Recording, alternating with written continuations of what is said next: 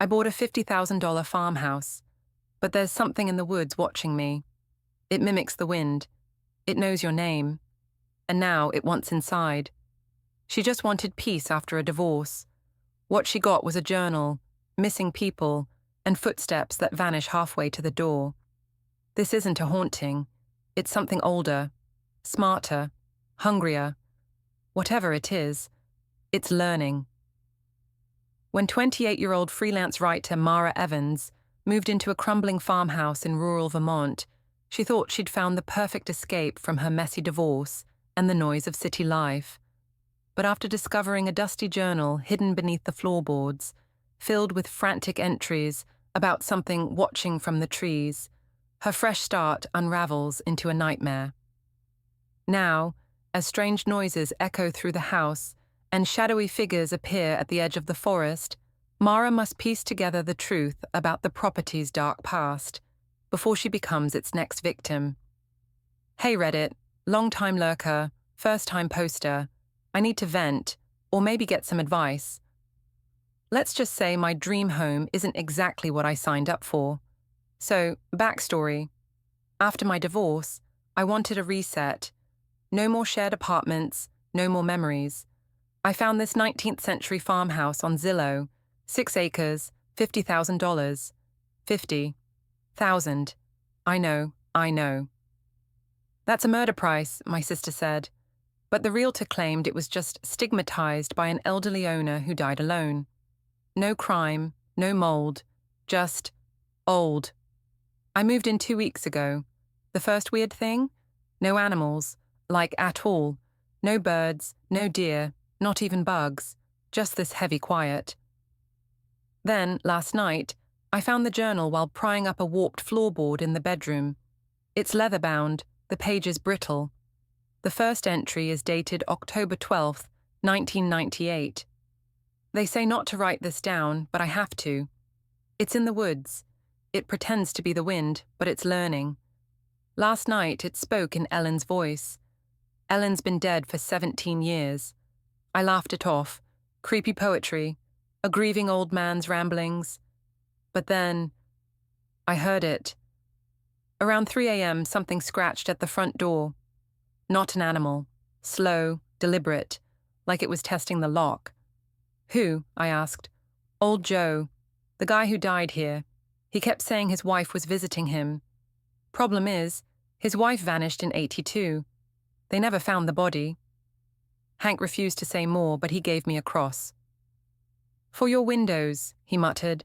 I'm trying to stay rational, but here's the kicker. When I got home, all the journal entries after 1998, they're gone, ripped out, and the scratching's back. So I met my neighbor. Let's call him Grizzled Hank. Hank's lived on this road since the 70s, and when I mentioned the journal, he turned pale. You shouldn't be here alone, he said. Then, quieter, he hated being alone. That's why he let it in. Missing post. Notice, user's original post was removed for violating community guidelines. The following is a recovered draft. Last night I broke the first rule. The journal mentioned a rule. Never answer the door after dark. But at 2:30 a.m., someone knocked. 3 soft raps. I figured it was Hank. I opened it. Nothing there. Then, the motion light flicked on, and I saw footprints in the mud, but they stopped halfway to the door. Like whoever made them just vanished. I checked Joe's journal again. Buried in the margins, in shaky cursive. It borrows faces. It borrows voices. But it doesn't understand eyes. Don't look at its eyes. I don't know what's happening, Reddit, but I think I'm being hunted. Reddit, I need to talk about last night. After Hank's warning, I decided to research Ellen, Joe's wife. The library in town had microfiche archives. Vermont Gazette, November 1982. Local woman vanishes after church supper. No suspects, no leads. Just a photo of Ellen. Sharp cheekbones, dark hair. She looked familiar. Back home I heard singing. A woman's voice drifting from the woods. Mara, come outside. It sounded like my mum. My mum died when I was 8. I didn't go, but when I peered through the kitchen window, I saw her, Ellen, pale, smiling, standing at the tree line. She lifted a hand, beckoning. Then the motion light died, and she was gone. The journal's next entry. It learns faster now. It used to need hours to copy a voice. Now it takes seconds. Don't trust anyone. I bought security cameras. The first night, they caught something. Midnight, a shadow slithers across the porch. 2:17 a.m. The front door rattles, but the worst was 3:34 a.m. The camera facing the woods glitched. When it reset, there was a figure, tall, too thin, standing perfectly still. Its face was blurred, like static. I showed Hank. He poured 2 shots of whiskey and said, "That's not Ellen." Then what is it? Something older, hungrier. Ellen's things. I tore the house apart. In the attic, under a mouldy rug, I found a trunk. Inside, a lock of hair, a wedding ring, and a bone knife. The journal's margin. Binding requires blood, but it wants more. Last night, I broke the second rule. The journal warned, do not speak to it, do not say its name. But at 1 a.m., my phone rang. Unknown number. I answered. Silence. Then a wet, clicking voice. "Mara, let me in." I panicked. "What are you?" It laughed, a sound like branches snapping. "You know my name now. Say it." I hung up. But this morning, the woods looked closer. The first birch tree now leans against my porch, carved into its trunk, MSQESSOS. Hank says the binding ritual needs 3 things: the bone knife, a vessel, Ellen's ring, and a sacrifice. But Joe's journal pages about the ritual are missing. Worse, my ex-husband just texted, "Heard you're alone up there. Need company? He's in Bali. His Instagram proves it. So who's knocking on my door right now?" Reddit, I messed up. Bad. The knocking wouldn't stop. Bang, bang, bang. I caved and opened the door. It was him, my ex, Kyle, smirking, holding a 6-pack. Miss me? But his eyes were wrong. Too dark, no reflection. I slammed the door. He laughed, a gurgling sound. "You can't hide, Mara. I'm already inside." The journal's 3rd rule. Do not let it cross the threshold. Once invited, it owns you. But I didn't invite him, did I? I checked the security footage. When I opened the door, there was nothing there. Just me, staring at empty air. I found the missing journal pages. They were tucked inside Ellen's Bible in the attic. Joe's handwriting frantic. The binding requires 3 sacrifices. 1 of blood, mine. 1 of memory, Ellen's ring. 1 of flesh. The eater demands balance. Flesh. Jesus. Hank thinks flesh means a living thing, an animal. But the journal warns, the greater the sacrifice, the stronger the bind. I'm not killing a deer, but the eater's getting bolder. Last night, my bathroom mirror cracked. Written in the fog, "Your turn." I tried calling Hank. His wife answered, sobbing. "Hank's gone. He went into the woods last night. All they found was his boot, full of teeth." I'm out of time. The eater's in the house. I hear it crawling through the walls, whispering in Ellen's voice, Kyle's voice. The bone knife glows in the dark now. I think it's a clue. Tonight I tried the ritual. I cut my palm, blood, put on Ellen's ring, memory, and I didn't know what to do for flesh. So I held the knife to my arm. A voice boomed, "No." The cellar door flew open. Inside, a shrine, candles, dead moths, and a body wrapped in burlap. Ellen, mummified, but intact. Joe's final entry. I gave it her flesh, but it wasn't enough. It wants a soul. The eater's here, Reddit. It's offering a deal. Let it take Kyle's soul, and it'll leave me alone. But Kyle's alive. Isn't he? Reddit, I took the eater's deal. Sort of. After it offered Kyle's soul, I called his Bali hotel. The manager said he checked out a week ago. No posts since. His Instagram, all old photos, deepfakes. I don't know, but the eater hissed through the vents. He's mine already. Give him freely, and I'll spare you. I shouted, take him.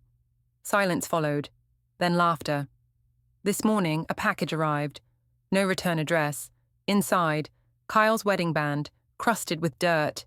The journal's new entry. How?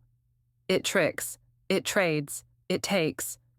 You gave nothing it didn't already steal. Ellen called me. My phone rang at 3 a.m. Static, then a whisper. The well. He buried me in the well.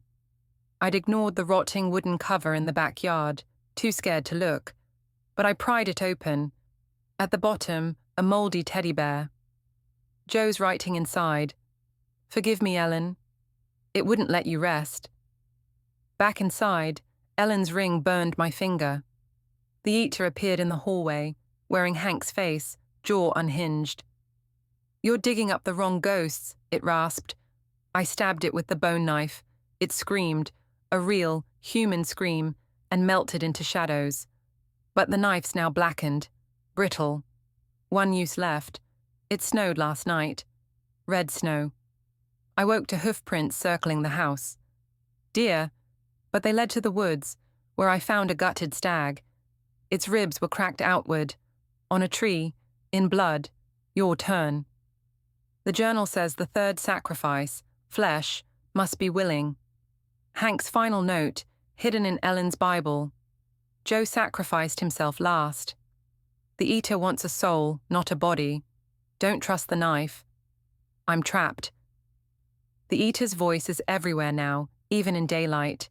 It's using Ellen's face, begging me to set her free. But the ritual requires 3 sacrifices.